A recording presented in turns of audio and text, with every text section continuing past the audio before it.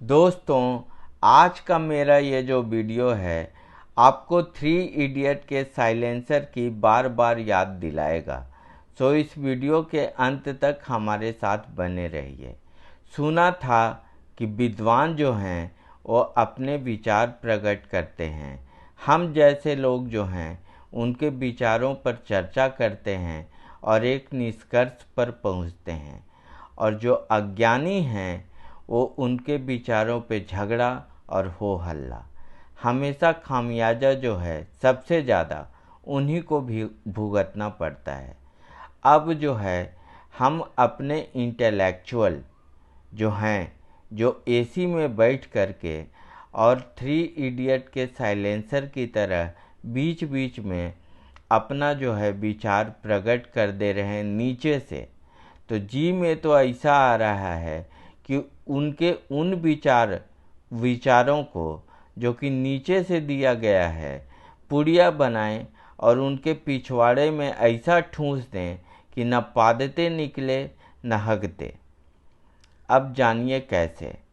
Railway की जो घटना हुई हाल ही के दिनों में उड़ीसा में, उसका मुख्य केंद्र बिंदु पे अगर हम जाएं तो उसमें कोई न कोई बुद्धिजीवी अपना विचार ही प्रकट किए हैं कि हमारे देश में भी हाई स्पीड और सेमी स्पीड ट्रेन जो है हम लोग चला सकते हैं।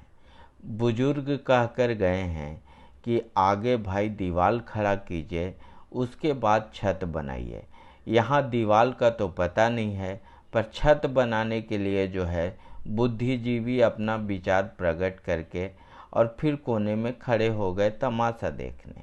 अब उनके जनजीवन पे तो घंटा कोई फर्क नहीं पड़ा और 288 आदमी मर के और तैयार हो गए, जिसमें 205 का तो पहचान हुआ है और 83 का तो कोई अता पता ही नहीं है।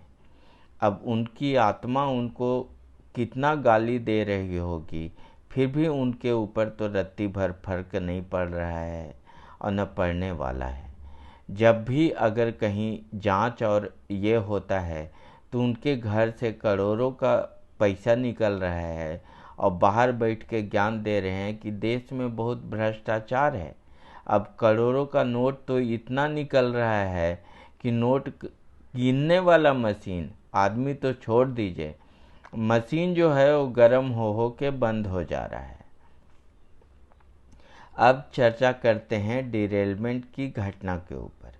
डिरेलमेंट का मुख्य कारण जो है ट्रैक का प्रॉपर मरम्मत नहीं होने की वजह से ही हो रहा है। अब ट्रैक का मरम्मत करते कौन है? ट्रैक का मरम्मत करने के लिए हमारे देश में गैंगमैन और ट्रैकमैन भर्ती होते थे हर साल लाखों की संख्या में। अब इन्हीं विद्वानों ने जो है और मरम्मत करने वाले लेबरों की संख्या जो है कम कर दी और बोले कि हम लोग जो है इक्विपमेंट लेकर आएंगे, इक्विपमेंट ट्रैक की मरम्मत करेगा। चलिए भाई ये भी मान लेते हैं। अब इक्विपमेंट कुछ आया और कुछ जो है थर्ड पार्टी से ये लोग हायर किए, उतना भी कम पड़ रहा है प्रॉपर मरम्मत के लिए। अब इनको तो कोई फ़र्क पड़ना नहीं है। टाइम बाउंडेड हर चीज़ ये लोग एकदम अमेरिका और लंदन की तरफ फॉलो करना चाह रहे हैं, जो कि हमारे देश में तो बिल्कुल इम्पॉसिबल हो गया है। यहाँ पे तो ट्रैक का फिनिशिंग का भी अगर कोई काम किया रहे तो उसके ऊपर भी इतना भीड़ है कि जाके कपड़ा पसार के चलाएगा कि चलो सुखाने के लिए कहीं जगह तो मिल गया।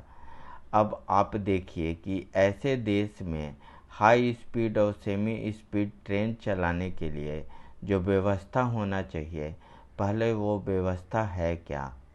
कर्मचारियों की छटनी, कॉस्ट कटिंग, हर जगह कहीं न कहीं जो है ये लोग अपने विचार को प्रकट करके और हमारे जीवन को बर्बाद करने पे ही तुले हुए हैं।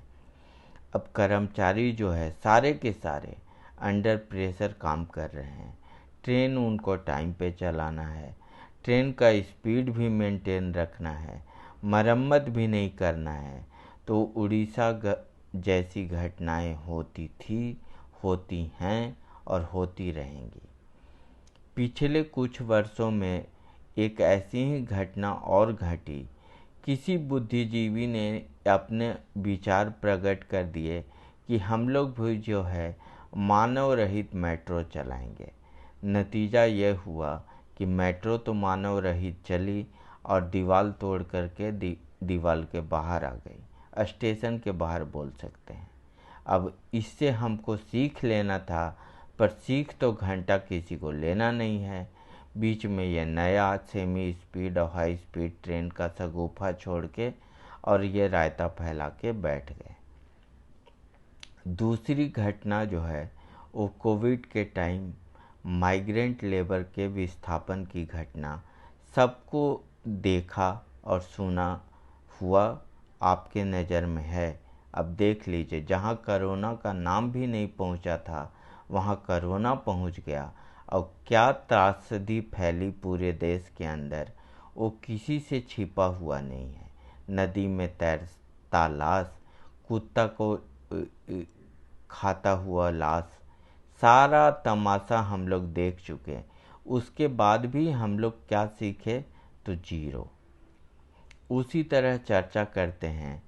अब जो विद्वान थे उनके ऊपर तो रत्ती भर भी फर्क नहीं पड़ा, क्योंकि कोई न कोई ज्ञानी पुरुष जो है वो ये ज्ञान दे दिए थे कि भाई माइग्रेंट लेबर तो मेट्रोपॉलिटन में संभलने से रहा, इन सब को यहाँ से भगा दीजिए, जहाँ से आए हैं वहीं जाए।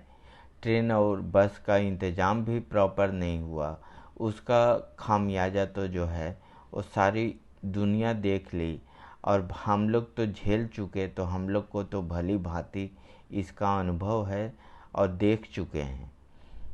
उसी तरह अभी जो है एक रायता ये फैल रहा है लव जिहाद। तो मेरी मानिए, समाज के विरुद्ध किया गया लव जो जिहाद था, जिहाद है और जिहाद ही रहने वाला है। अब आप डिसाइड कीजिए कि जिहाद की ताकत अगर आप रखते हैं तो उसका खामियाजा भी भुगतने की शक्ति भगवान आपको दे। अब फ्रिज में भरे जाइए या बाल्टी में रखे जाइए, इसके लिए समाज जिम्मेवार नहीं है, आप खुद जिम्मेवार हैं। और चाहे किसी भी वर्ग, किसी भी जाति के लोग रहें। लास्ट में हम चर्चा करेंगे, देश में लिटरेसी के ऊपर बहुत दिन से काम हो रहा है, पर आज तक उसमें क्या प्रभाव पड़ा और कितने आदमी लिटरेट हुए, वो जो है एक न्यूज़ के ज़रिए मैं आपको समझाने की कोशिश करूँगा। देश में न्यूज़ तो हर दिन आदमी पढ़ नहीं पा रहा है तो किसी के माध्यम से सुन या देख ले रहा है। अब देश में एक समाचार फैला कि एटीएम मशीन चोरी करके भी पैसा चुराया जा सकता है।